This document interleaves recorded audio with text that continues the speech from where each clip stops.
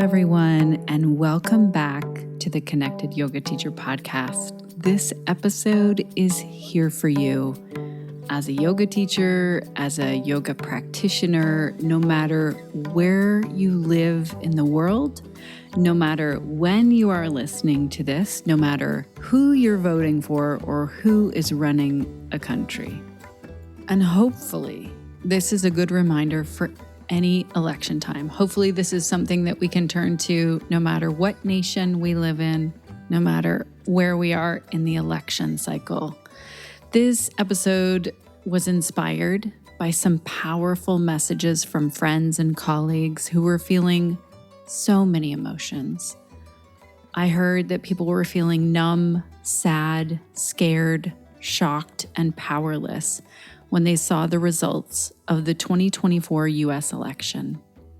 It's also inspired by people who I heard saying they had to overlook certain things in a candidate in order to vote.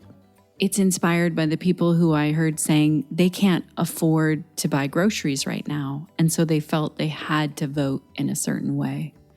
Or to the people who told me their vote was to save democracy. Or to the people who shared that they couldn't vote for genocide.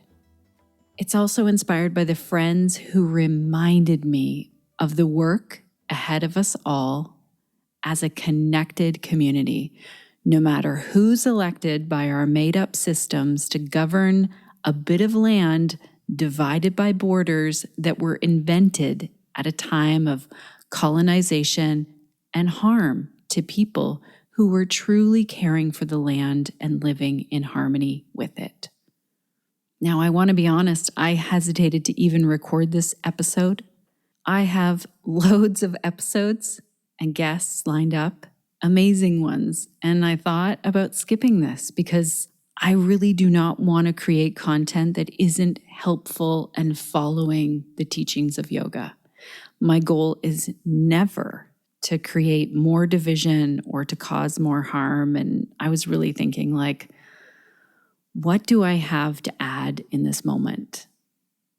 And really, the reason why I decided to go ahead with this is I was very inspired by a couple of conversations, a few conversations, I would say. And so I hope that I've put together something that can get us connecting more, human to human, asking way more questions, using our critical thinking skills way more, while also embracing the teachings of yoga off the mat and into the world, which is, just brace yourselves, this is completely political. If you're brand new here and you're like, oh my gosh, what are we doing? I thought we were talking about yoga. Hello and welcome. I'm your host, Shannon Crow. My pronouns are she, her, hers. This podcast is being recorded on Anishinaabe, Odawa, and Mississauga land, also called the Bruce Peninsula in Ontario, Canada. I'm a yoga teacher, mom of 3, entrepreneur, and forever student who loves to ask questions, maybe too many questions to some people. And that's why podcasting is a good fit. I love that we get to hang out and learn together. We have some amazing guests come on, and every once in a while, I do a solo episode like this one where I have been asking questions to other people or asking questions in my own brain and looking for answers, and I kind of bring it in together so we can continue the conversation. This podcast was made for you, the yoga teacher, because I get how it feels to be out in the real world as a yoga teacher. And this week, I've really been holding in my heart what it must feel like to walk in to teach a yoga class, whether you're in the US or in a different part of the world, and wonder if these people had the choice that the US just faced in an election, what would they choose and why?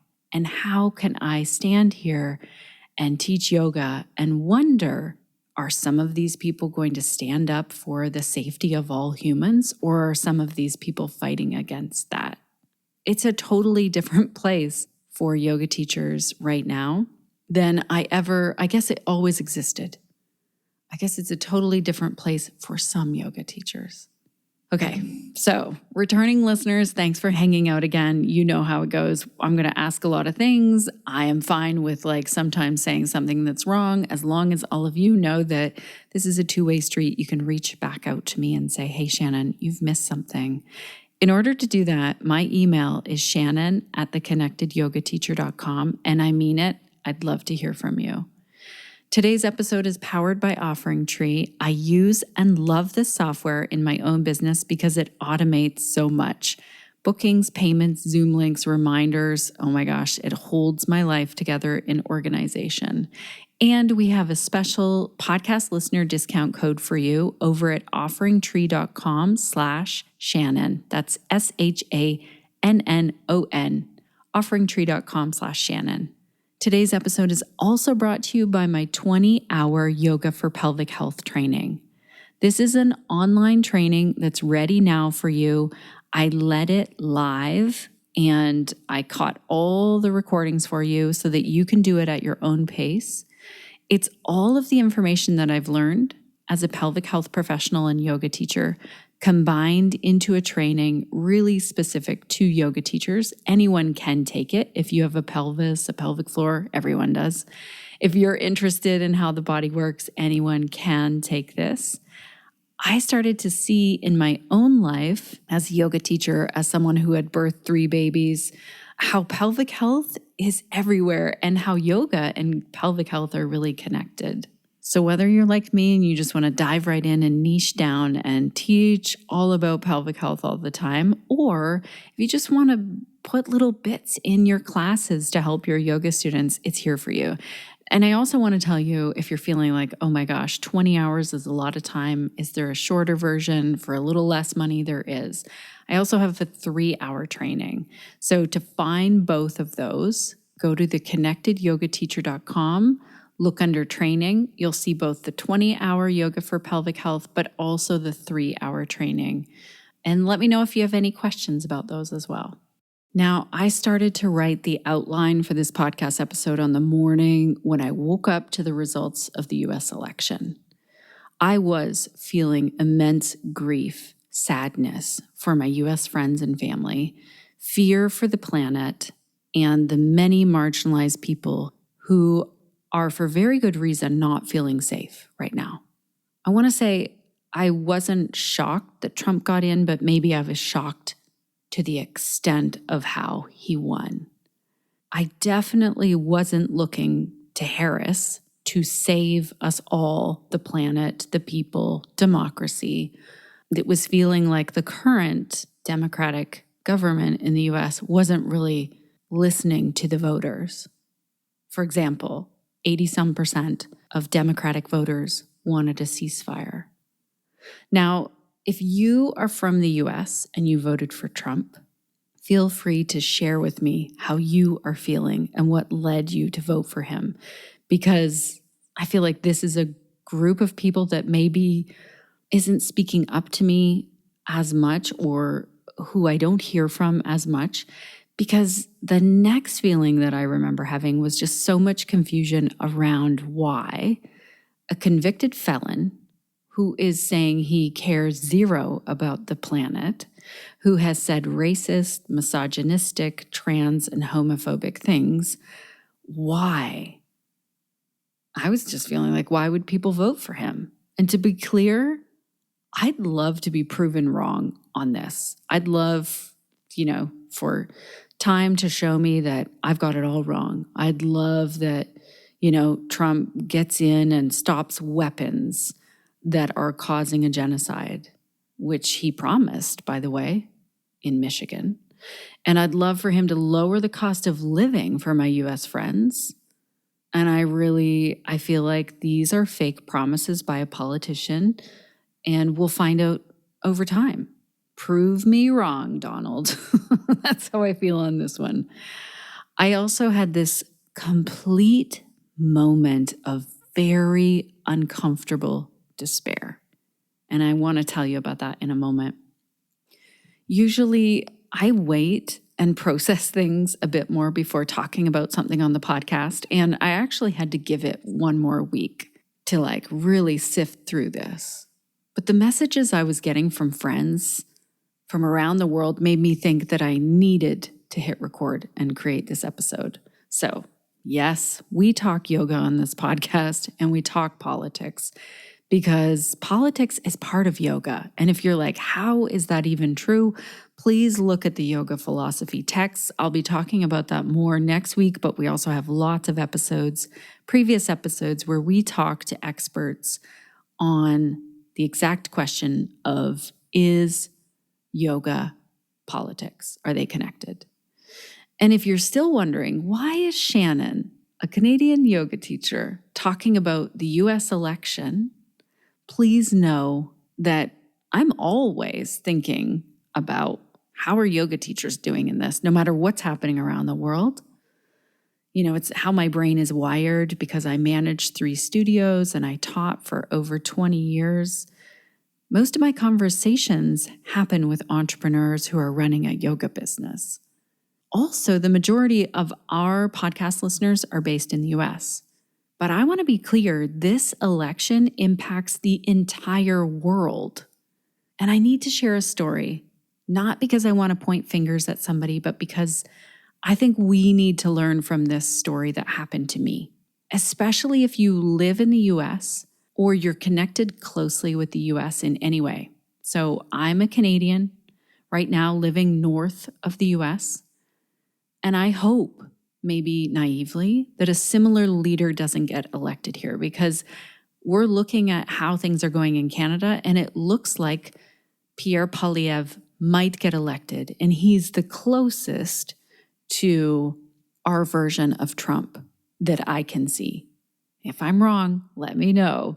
But his policies sort of line up with the US more Republican or conservative government. Okay, so I want to share a story with you. I had a yoga teacher. I'm not going to share their name because that wouldn't be helpful.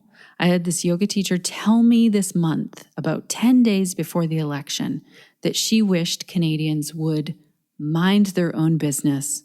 And she said that Canadians don't understand the culture in the US. Now, to give some backstory, this teacher was sharing on social media why a vote for Kamala Harris was yoga. And I immediately felt uncomfortable with this because I think yoga is about choice and not about telling our students what we think they should do. I contacted her directly. We chatted on the phone. I wanted to convey that, one, I love that she was talking about politics and sharing who she was voting for and why, and that she was telling people why politics and yoga are connected. And I wanted her to consider how it was feeling for Arab, Muslim, and Palestinian friends and students. Because personally, I cannot imagine being asked to vote for someone who's part of a government now that's sending weapons to kill my family or my friends. And she agreed with me on this.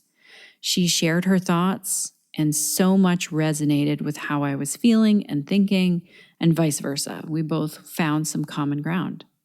We both talked about how we hoped out of the 2 candidates that the US was given, we hoped that Harris would win. So we agreed on that. She had the view that Harris would do something about the weapons going to Israel.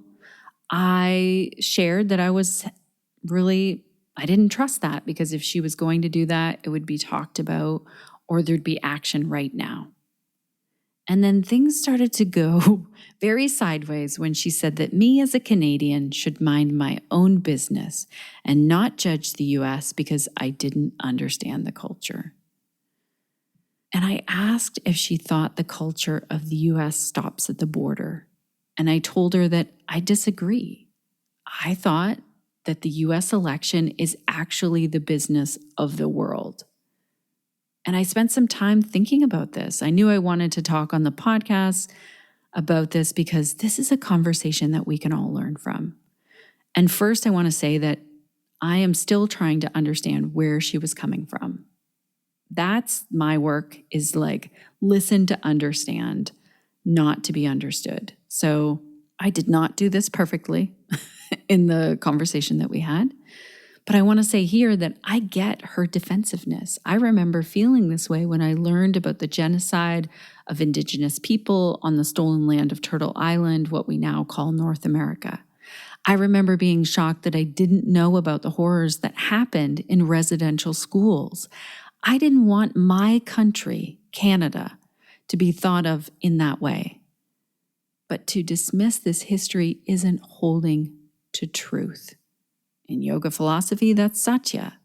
So I'm grateful that I signed up for decolonization work. And really, I've been reflecting on how that should have been a part of my education as a Canadian. It's now in the curriculum because my kids learned the history of the Anishinaabe people. And I keep thinking about the education system in all of this, actually. My grandpa always said that education is the foundational strength of a country. And I see this in a whole new light now. Because how often do we see people making voting choices based on fear or lack of understanding? And I want to say, this brings me to the next point. I fully understand this yoga teacher's fears when we were talking of living in a country led by Trump or any other leader. I'm not just saying Trump is this way, but there are many leaders that we're seeing that are bringing up some fear in me. Now, if you disagree with me on this and you voted for Trump because you think he's going to really help the US and the world, please enlighten me. I mean it. I'm listening. And I'm a little surprised that you even listened to my podcast. So if you've made it this far and you voted for Trump, I seriously want to hear from you. I'm always looking to find common ground and understand something that isn't clear to me. Personally, in my life, I'm always looking for how can I vote for the leader who talks about the care of the planet and the people and the animals that depend on it to live. I'm also looking for leaders who give everyone equal respect, people with disabilities, women, people of color, trans and queer friends, and people fleeing to a country they think will hold more safety or more life for them.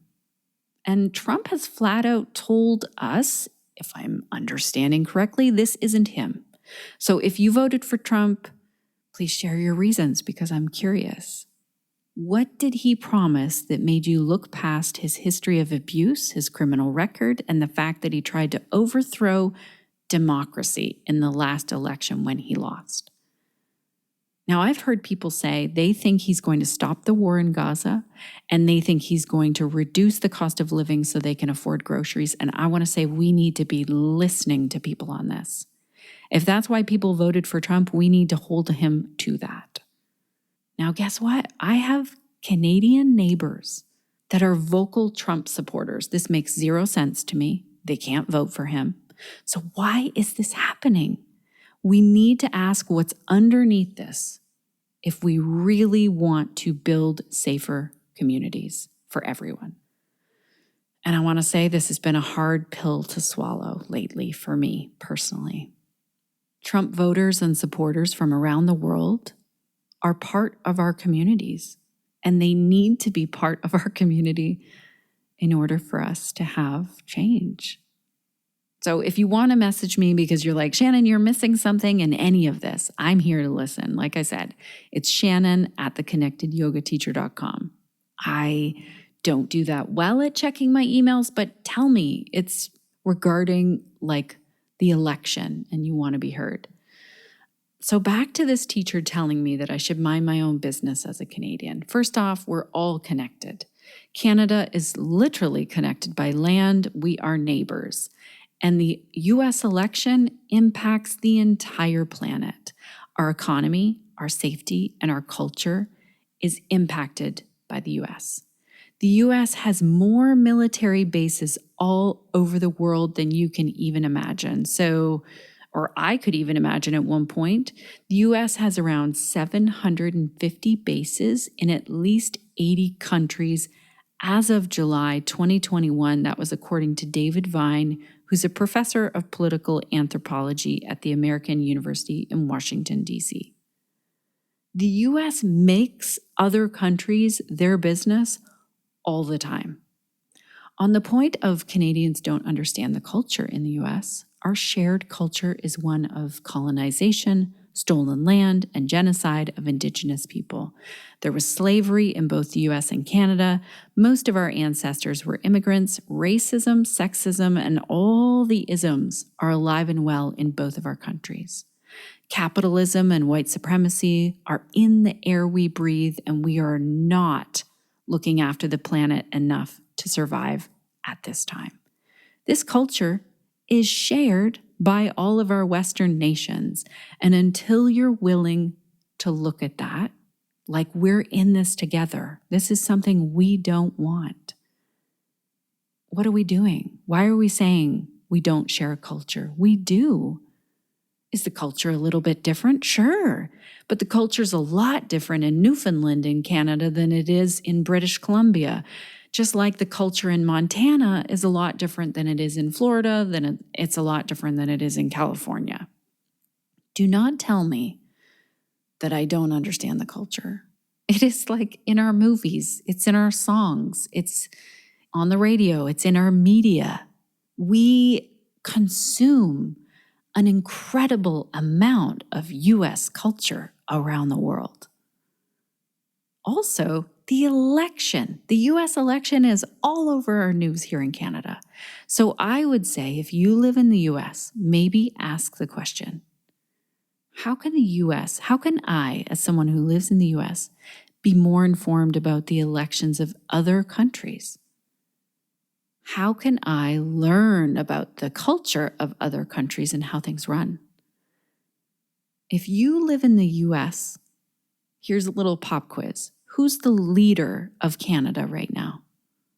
When's our next election? What does our election system look like? How many parties can Canadians vote for? And I'm not saying you have to learn the political system of every other country, but if you're going to say, look, you don't get to comment on U.S. politics, ask yourself if you've really looked at other political systems around the world. Education is powerful. If you look this up and you didn't know the answers, but then you do, email me. I'd love to hear your answers. Maybe you look up a different country and you learn something new about them. So in summary, I feel like I have a pretty good understanding of the culture in the U.S. as much as I can, as someone who has friends and family there, as someone who's traveled to a lot of the states, as someone who loves the people in the U.S. I'm also really baffled by the election system, the way the country makes everyone pay for healthcare and education, and how people don't get enough paid time off after giving birth. And I'm baffled at how the education system works in both the U.S. and Canada. If the U.S. people looked at other countries more, if you knew what healthcare was like in other countries or how the education system ran in, let's say, Finland, you might demand more of your own government. We had an exchange student that lived with us from France. She's in university right now, and it is completely paid for. When people asked her what she was taking, there wasn't this huge pressure. She was going to try something, and then if she didn't like that, go try something else because it was free and paid for by the government. She could literally become a doctor and have it paid for by the government. I'm up for living in a country like that. Maybe you're not. Maybe you'll learn about it and you're like, that's not for us in the US. Dig into the question of why isn't my education system in the US or my media in the US, why isn't it covering other countries in more detail? Sometimes people say people in the US are self-centered. Now, I have a lot of friends in the US who are not self-centered, who know the answers to these questions, who dig into colonization, who don't want racism to be part of, what your politician is spewing, who don't want genocide to be part of what you have to accept no matter who you vote for. There are amazing people in the US, and questioning a government doesn't mean you're questioning the morals of all the people. Having someone like Trump voted in the US definitely does make me ask a lot more questions, but it also makes me look inward. That's what we need to be doing at the same moment. What part of me feels fear around how much money I have, how I'm going to pay my bills? What part of me connects with feeling like, oh gosh, is immigration a good idea? What part of me still has racism, transphobia, homophobia to unpack? We need to keep doing this. What part of me doesn't hear the statements that I make that are rooted in capitalism and colonization? And then can I ask my community around me to tell me when they hear it coming up in my speech? And when someone calls us and makes the point to reach out and say, can we have a conversation about this? Like I did with this yoga teacher. How can we listen? Because I've done the same thing. I've reacted and not listened. Like you have all heard episodes like that here on the podcast. Doing a land acknowledgement really was difficult for me to wrap my head around. And it's not at all now. Okay, I want to talk about the deep despair I felt because I'm not used to this. I'm wildly optimistic usually, and I'm also a bit rebellious, and I'm always looking at how can we shake this up and help more people? Like how can we mess with the system a bit? Now, before I get into that, I need to tell you about OfferingTree. This is a company, friends, that if you haven't heard about already, this company shares the values that I share. This company cares about people. It cares about wellness and yoga teachers. And this company is made up of individuals who are not afraid to talk about politics. This company is a US company, and they make my life easier for sure. When I go to do bookings and I want my Zoom links automated and I want text reminders to go out to people about classes or our podcast calls or consultation calls, whatever they're telling people about, whatever offerings I've got going on. And I've also seen them show up over the years for human rights over and over again. So this is a company I truly feel connected to. They support yoga teachers and they also support human rights over and over again. If you want to check them out, if you want to send them some love, go over to their Instagram over at OfferingTree and tell them, we think you're amazing. We heard about you on Shannon's podcast. Help their algorithm a little bit more. Tell them, if you're already using OfferingTree, tell them how amazing you think they are over on social media. Tell them that you heard about them on the Connected Yoga Teacher podcast. And if you're not using them and you're looking for a booking system, go to offeringtree.com/Shannon. There's a discount for you over there. And also that's specific to our podcast listeners. Okay, let's get back into this conversation. I need to wrap it up. So I was feeling this total despair on the morning where I woke up and Trump was the next leader of the most powerful country in the world, in my view. Two things really helped me. So one message I got from my really dear friend Carol over in England, and her message was something like, okay, sweetie. Sorry, she's from England. She has a really great, beautiful English accent, and I'm butchering it. So she said, okay, you be in this for a little bit, and then you need to dust off and get going like any other day. Do the work that you are here to do. Enjoy life still.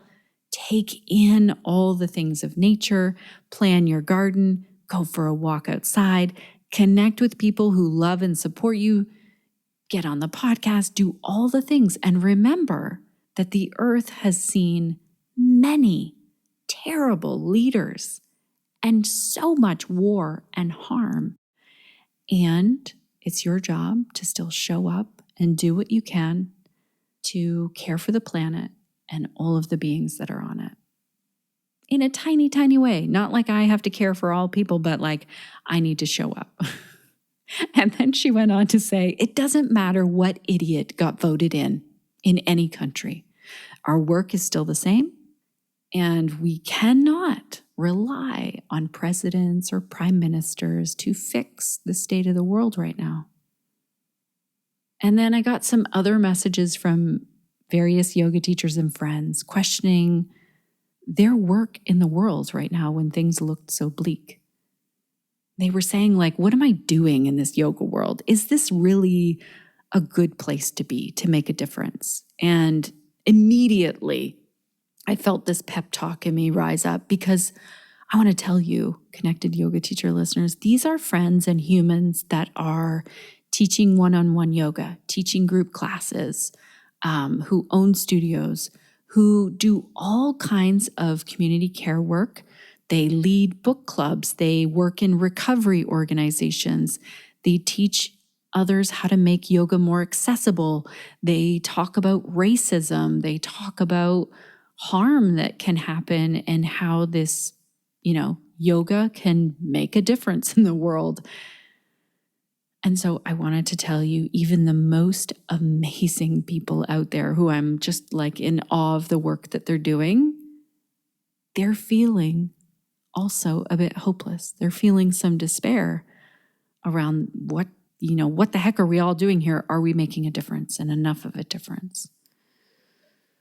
Myself, I was starting to wonder if I should just skip the political conversation right now and just like cover something else. But maybe that's the smart thing to do. And maybe I'm making a decision that will really impact the podcast and my listeners and potentially the money that I earn.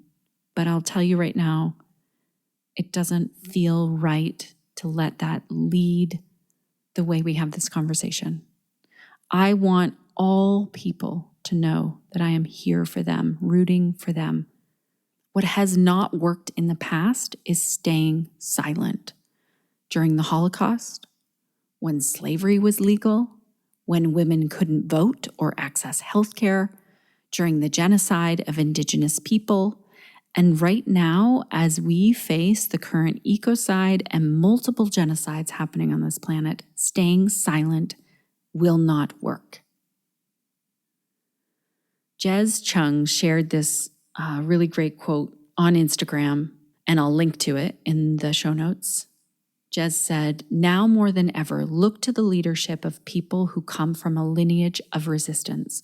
Look to the leadership of Indigenous land protectors, trans people, disabled people, Black and brown people. Look to the people who have survived legacies of legislative and cultural attack.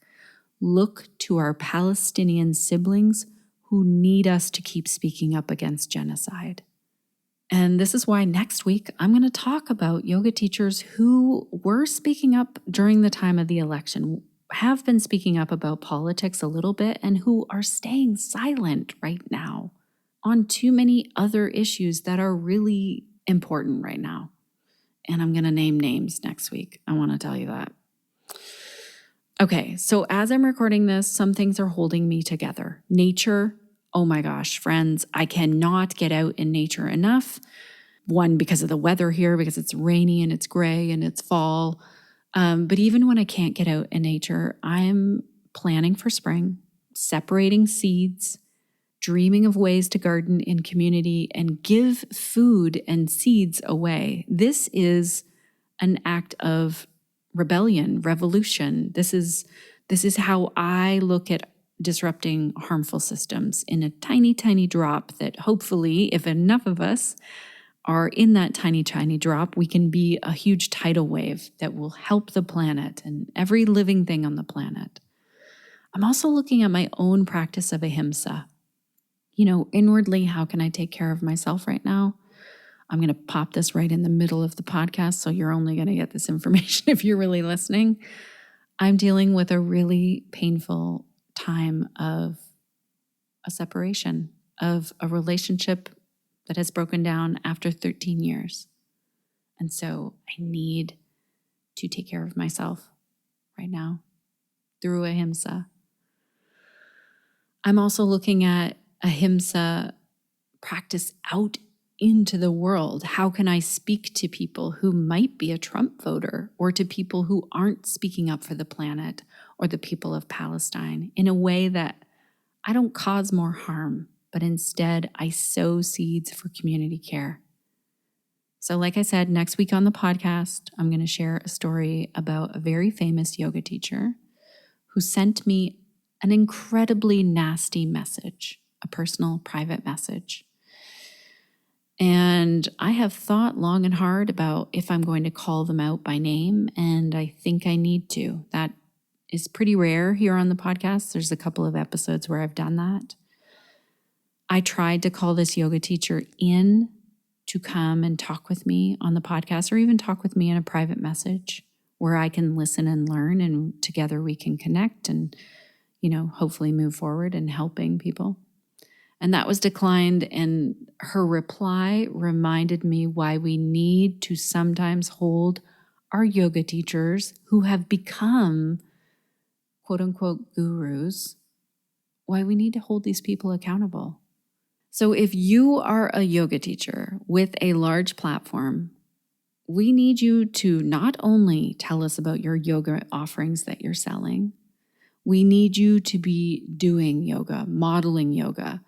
That includes calling out harm, ahimsa, telling the truth, satya, speaking up when land and resources are being stolen from indigenous people and from the earth, asteya, calling out capitalism and greed, not contributing more to it, aparigraha. There are yoga teachers who have been silent about the genocide and Holocaust happening right now to Palestinians, mostly children, who made a choice to speak up and tell you who they're voting for and stay silent about other things that are happening to the planet and the people on the planet. So next week, I'm going to share about how one yoga teacher with 110,000 followers spoke to me in a private message that really made me ask a lot of questions. I'm going to share it because I think we can learn from it. I took a moment to look inward and say, those things exist in me. How can I use this as a way to learn? What's not feeling great right now on the receiving end means that it's possible for all of us to do as yoga teachers. Anyway, I will share more about that next week for sure. I want to thank our team over here, Suzanne Crunch and Sinead, for all the amazing work that you do. I'm holding one of our team members so close in my heart right now. Well, all of them, really. We've had different challenging personal things, but I want to say a very special shout out to one of our team members who had to say goodbye to her very, very dear fur family member, Ginty. And he is going to be so missed. And she gave him the most amazing time here on this planet. So let's all hold a moment for this team member who is dealing with a tremendous amount of grief because of a huge love. And let's be gentle with ourselves today, friends, and gentle with each other, because there are people walking around dealing with huge hurt for different reasons. Okay, as usual, I'm going to leave you with the question of the week. What will you be doing to stay connected to yourself, your yoga practice, and to your community so that you can share the yoga that lights you up?